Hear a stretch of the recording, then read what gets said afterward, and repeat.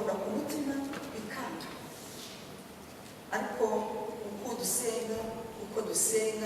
dusenga imitima iroroha, Imana ikazagira gutya ikayisarura. Umurimo wo gusarura ukenera abakozi basarura. Kubw'ibyo ni ngombwa ko dusengera abakozi, nubwo ari inshingano yacu twese, ariko hari n'abandi bitangira umurimo bagasiga byose bakemera guhara amagara yabo kubera ubutumwa bwiza, bataboshwe n'ibyo. Nubwo bigera aho ngaho ugatangira ukabona na bya bindi no muri ministry y'ivugabutumwa hari n'indi bigora, ariko umuntu witangira ubutumwa bwiza still arakomeza agakomeza kubera ko hari umukomeje, kuko yashyize ubuzima bwe mu maboko y'umugabo ukomeye cyane muri Yesu Kristo.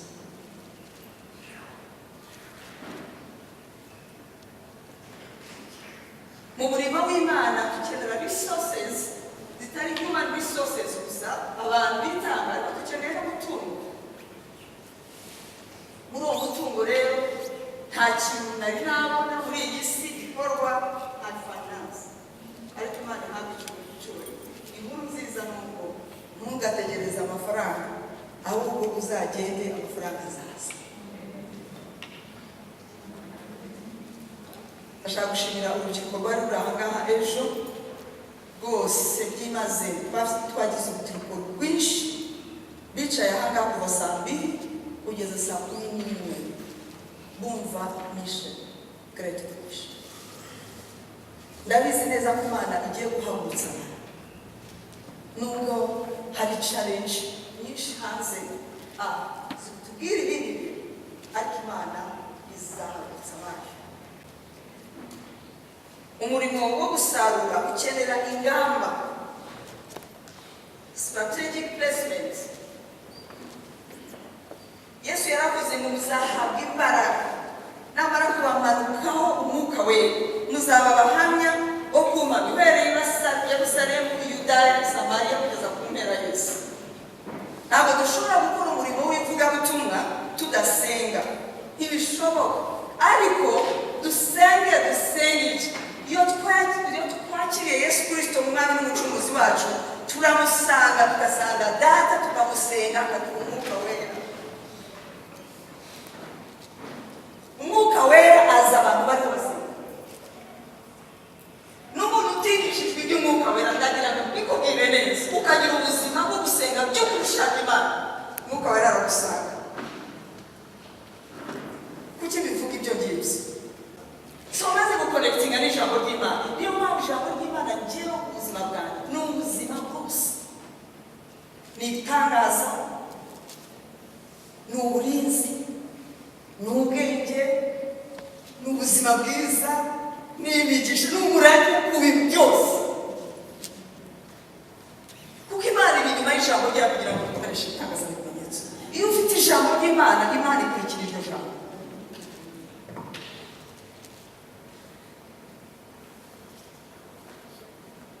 Ariko mu mezi abiri nakira umwuka wera, sinarizi uko bimeze. Nagiye kubatizwa mu mazi menshi, navuyemo ntaza kundi, navuze mu ndimi amasaha. Nta muntu wari wakanyigisha ibintu by'umwuka wera. Bwira mugenzi wawe ngo umwuka wera ni impano yawe, ni impano ya Data w'abantu bose, ariko ugomba kugira ubuzima bwose. Reka tusome cyanditswe kimwe muri Luka igice cya 3:20. Na Yesu yabatijwe umwuka wera ari basenga. Dusomere umurongo umwe gusa 20:21. Ndashaka ko tubona ko Yesu yabatijwe umwuka wera ari basenga. Gusa Luka igice 3:21. Nuko abantu bose babatijwe na Yesu amaze kubatizwa. Nuko abantu bose babatijwe na Yesu amaze kubatizwa. Usomere neza maze pastor. Nuko abantu bose babatijwe na Yesu amaze kubatizwa agisenga. Akigira gute? Agisenga. Nuko ngo yavuye mu mazi akomeza mu mwuka wo gusenga. ijuru riratimbuka, Praise God. umwuka wera aramurikira afite ishusho y'umubiri gusa. Wabyumvise yasengeye kuri Yorodani kwa kundi tubabatiza ahangaha mugaya guhera ko amafoto ibiki sibyo hari igihe njya numva ariko amafoto si distraction, photos distraction. Ni ukuri hari ibintu dukora mfata reka mbabwire hari ibintu dukora kubera ko nyine si vemewe reka mbabwire ni byiza no kujya kunywa fanta ni byiza no gukora iminsi mikuru twabatije ni byiza ariko Yesu Kristo amaze kubatizwa avuye mu mazi we ikintu yakoze yikomeje gusa amukikije umurage. Hari igihe rero tuba turi occupied n'amafoto ukavamo ushaka kwifotoza muriho muranyumva neza ukava mu mazi umutima wawe ushaka kwifotoza. Yesu yavuye mu mazi ngo agisenga ijuru rirakinguka. Uwo munsi mbatizwa navuze mu ndimi amasaha 2 bambanye mu mazi banteruye umutima wanjye wari wuzuye. Barize bataha pasiteri agataha arabwira ati umwana nimumukoreho umwihorere muri kiriya cyumba basigaho hose barambara ntagerageza kwambara bikanga nkongera kwinjira mu gusenga nongera ngerageza kwikuraho byagenda byanze nongera ndasenga nasohotse aho ngaho kumwe n'abana bari banagejeje ko twari dufite igiterane kivuga gutuma tuvuye aho ngaho n'undi mwuka wera ni ikintu cy'abiri ni ukugira ngo batizwe umwuka wera ujye bivuga gutuma imana iraducunga. So dukwiriye gusenga rero gusengera mu murima w'ibisarurwa Yohana igice cya 4:35 aravuga ngo Yesu yakanguriye abigishwa be kureba ibisarurwa. Ese hari ibyo turebe? Ese turubuye amaso? Reka ndakubwira ibintu turi kureba turebe. Abamenyesha ko icya mbere ko umurima weze ibisarurwa ni byinshi kandi bireze. The harvest is plentiful and the harvest is ready. It's right. Ni byinshi kandi bireze. Ibisarurwa bireze kandi ni byinshi. Niba ibisarurwa byeze umuntu wese uzi iby'umurima yihutira gusarura ibyeze. Kuko niba udasarura ibyeze hari distraction. Hari indi sezo ije. Iyo sezo ije niyangiza ibya bindi byeze bitasarura. So it's urgent. Birihuti. Aya magambo Yesu yavugaga mu myaka 2000 ishize. Ntabwo nshaka kwinjira cyane ariko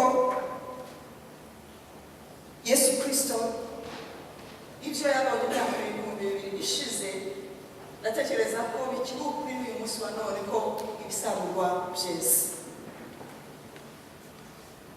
Abasaruzi ni bake. So dufite inshingano njyewe nawe kuvuga ibyo Yesu Kristo yadukora. Kwakira agakiza ukahinduka umwana bivuze yuko icyambere ufite uburenganzira bwo kwegera so.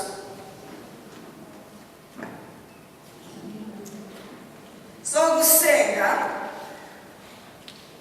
ubihabwa no gukijijwe. Amen. Biguha uburenganzira bwo kwegera intebe y'Imana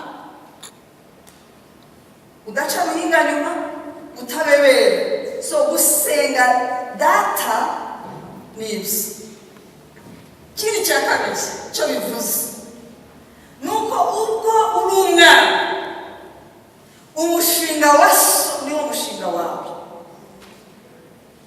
Ariko enterprise y'Imana n'uyu murima w'imitima y'abantu batayizi. Isi ni umurima w'Imana kandi uwo murima ureze. Uwo murima niyo entreprise nuko ifite abantu batarayizi barabimenya. Rero ikimana ishaka nuko abantu bose bakizwa bakamenya ukuri, bakamenya Imana. So umushinga yacu ukomeye ni ukumenyekanisha Imana. Ntacyo bitwaye, dukeneye abakristo bafite umutungo, dukeneye abakristo bafite companies zabo, dukeneye abakristo bafite transportation, dukeneye abakristo bafite amafaranga ku makonti, dukeneye abakristo bafite ubuzima bwiza buzira umuze, bakize indwara badafite umuze.